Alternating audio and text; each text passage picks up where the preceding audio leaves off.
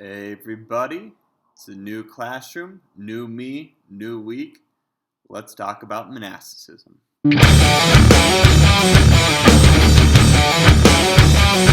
So the reason we are talking about monasticism, because in today's world it seems kind of a niche topic. You don't see a lot of monks anymore.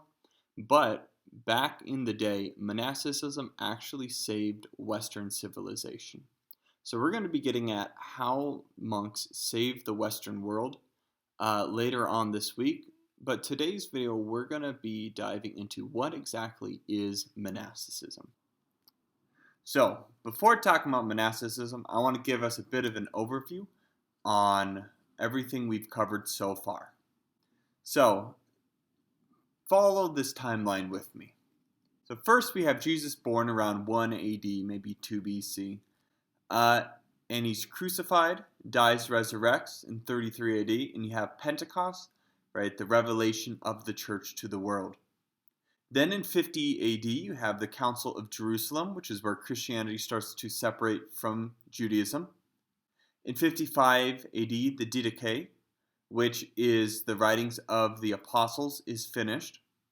Then in 64, you have Nero and the fire of Rome, and the deaths of Peter and Paul shortly after. Then we fast forward to Polycarp being martyred and a number of different persecutions that happened for the early church, with the most important one being the Diocletian persecution. Afterwards, you have the Edict of Milan, which legalizes Christianity and stops all formal persecutions of it. This was huge because within 100 years, the majority of the Roman Empire was Christian. In 354, you have St. Augustine born, who we've been reading all year.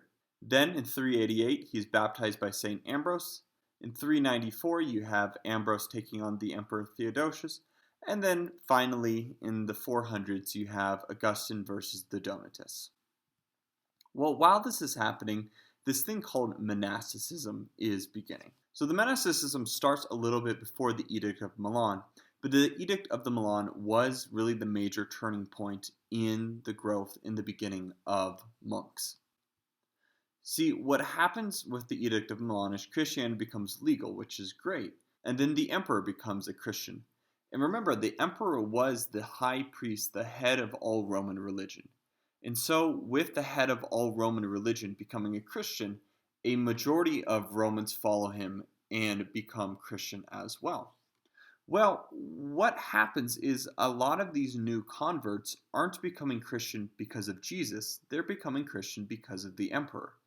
And so there's not a huge desire or care about actual Christianity, but rather just following the emperor.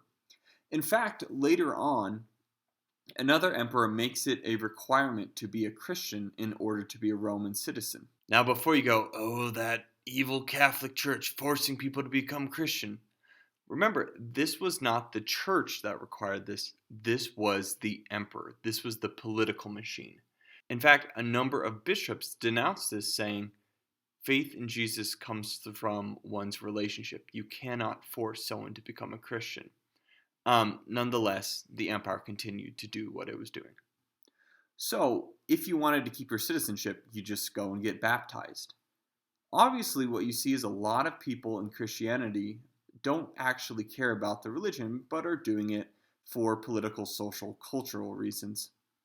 And then you have all those people who joined Christianity because of Jesus, right? And a lot of these joined before the Edict of Milan, and they could have died, right? This was something that is the center of their life. But in the same church building, you have people who would have died for the faith, and people, like Sakul, who don't care at all.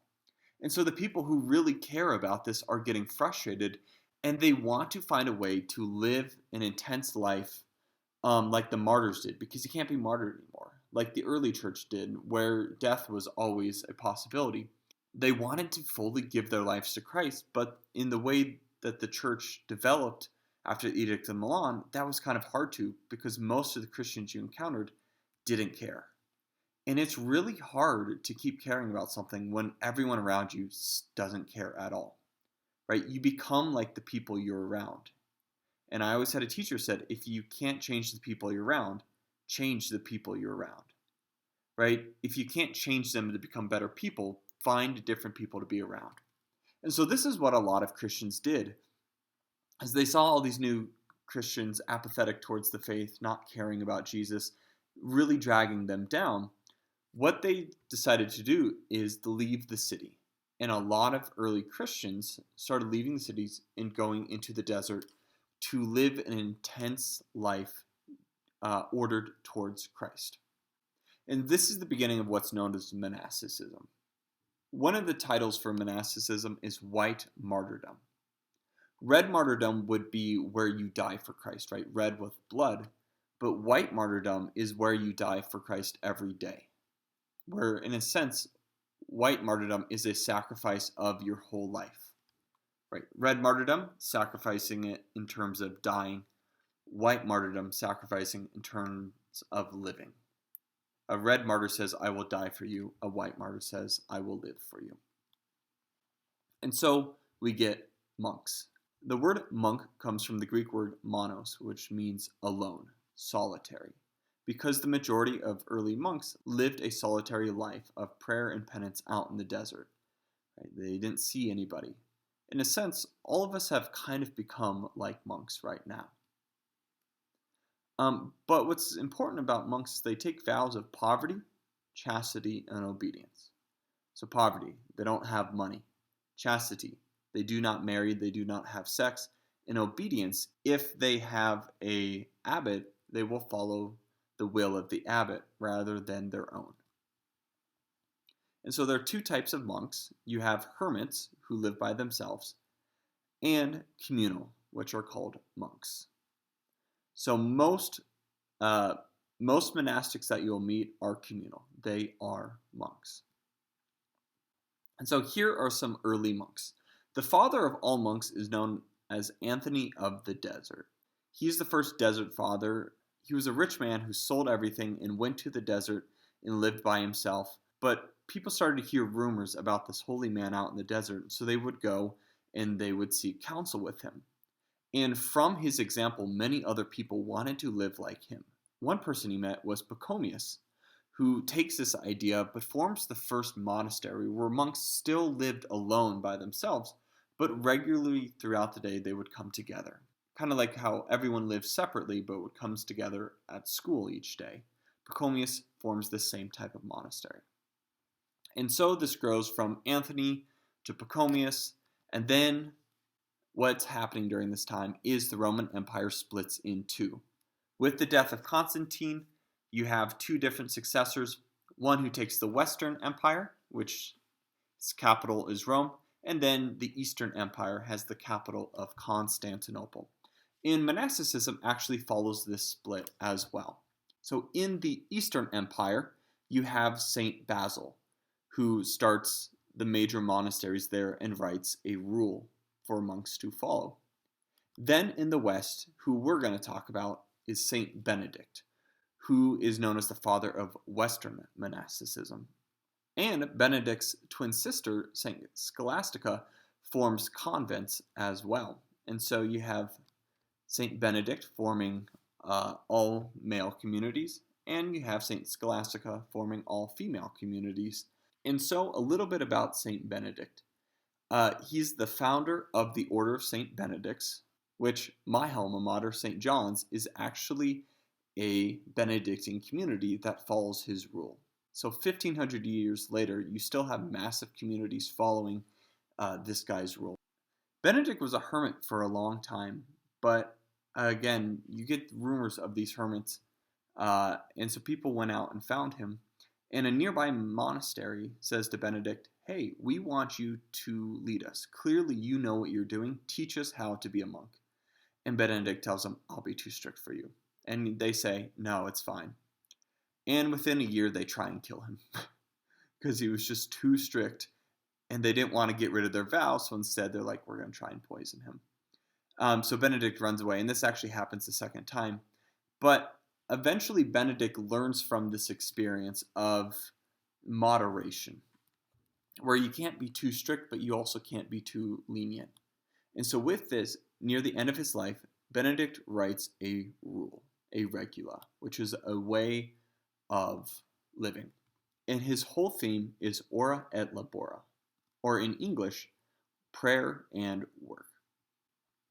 And the rule, which I have right here, is focused all on moderation.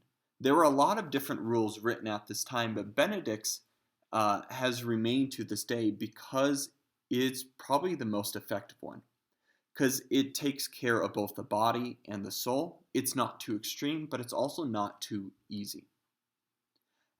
And what's unique about Benedictines is they take an extra vow. So all monks take obedience and chastity, but Benedict adds stability. So Benedictine monks have to be obedient to their abbot. They have to be chaste, they cannot marry, but they also have to be stable, which means they promise to spend their whole life at the same monastery. And what's fascinating is this explodes. In tomorrow's class, we're going to be talking about the rule of Benedict and looking at some specific excerpts to see how he formed his monasteries. In addition, we're going to be looking at why monasticism is so important for the early church.